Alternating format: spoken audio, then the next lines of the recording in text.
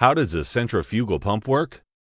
Centrifugal pumps are used to pump water, oil, and other liquids. Let's try to understand why these pumps are designed to carry out the task of transporting liquids successfully. The main elements of a centrifugal pump are the casing and the impeller, which drives the liquid. The impeller is mounted on a shaft. The shaft can rotate on bearings.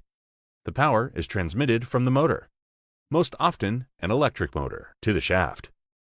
The impeller of the pump rotates, together with the shaft.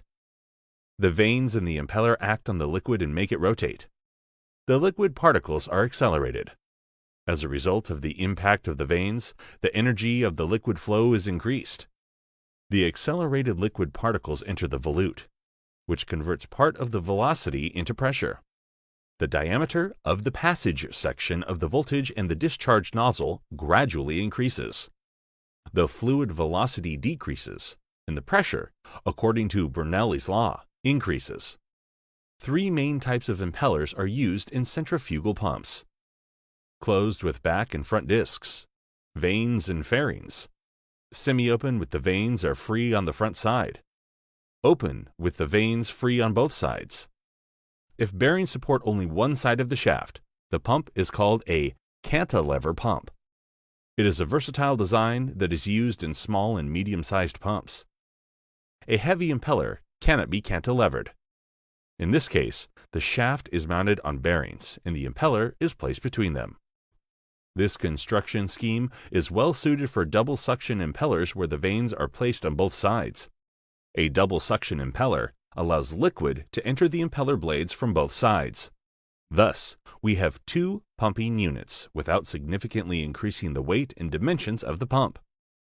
This scheme is relevant for pumps with high capacities because the pumping units are installed parallel. Multi-stage centrifugal pumps. By installing pumps in series, the head of the liquid can be increased in the system. Pumps installed in series can be combined by placing several impellers in the same casing. The liquid will go from the first impeller to the second one, from the second impeller to the third one, and so on. Using a multi-stage arrangement can increase the head of the pump many times over, as the impellers are mounted in series, and each of them increases the head. In multi-stage pumps, different impellers can be used.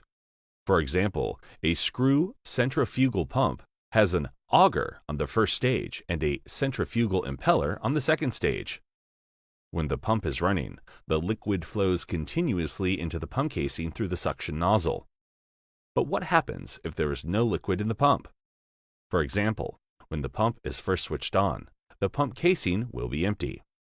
For the liquid to fill the pump, the pressure in the pump casing has to be lower than the atmospheric pressure.